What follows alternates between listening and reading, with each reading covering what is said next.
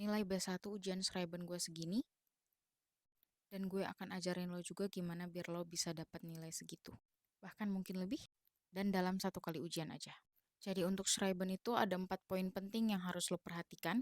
Pertama itu adalah kriteria Erfüllung.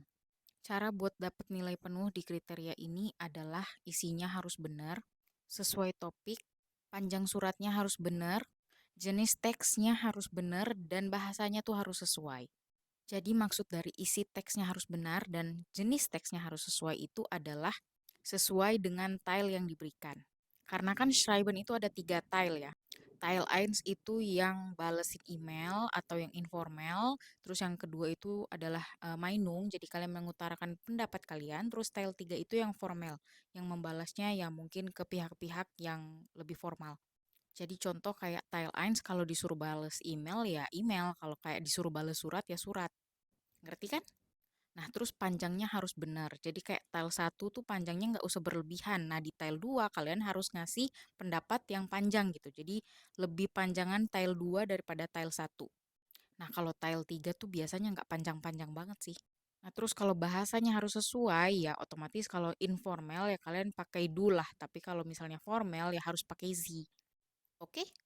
Terus kriteria kedua adalah coherence. Maksudnya adalah kalian tuh harus ngalir nulisnya. Kalimat per kalimat itu harus terhubung. Jadi kayak ya nggak ngalur ngidul.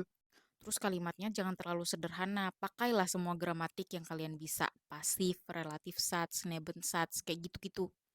Terus kriteria ketiga adalah word shots. Penguji itu akan melihat apakah kalian menguasai kosakata. Selain menguasai kosakatanya, ya apakah kalian benar pakai katanya. Ekspresi yang mau diungkapkan tuh sesuai nggak dengan katanya. Nah, tips gue adalah kalau tile 1 itu kan untuk informal, tapi walaupun dia informal, janganlah kalian pakai Umgangssprache. Umgangssprache is a big no-no. Terus kriteria yang keempat adalah strukturen. Di sini akan dilihat konjugasi verbennya bener nggak, kayak adjektif deklinationnya bener nggak. Terus kalau kalian pakai Nebensatz, strukturnya tuh bener nggak kalian pakai verbennya di belakang atau gimana. Penulisan katanya pun dinilai loh. Bahkan sampai ke tanda baca. Jadi sebelum Nebensatz itu harus ada koma. Kayak gitu-gitu. Jadi kriteria umumnya tuh seperti itu. Untuk pembahasan pertailnya di next video ya. Makanya follow dulu akun ini. Biar nggak ketinggalan dan biar bisa lulus ujian. Oke lo itu? Also tschüss.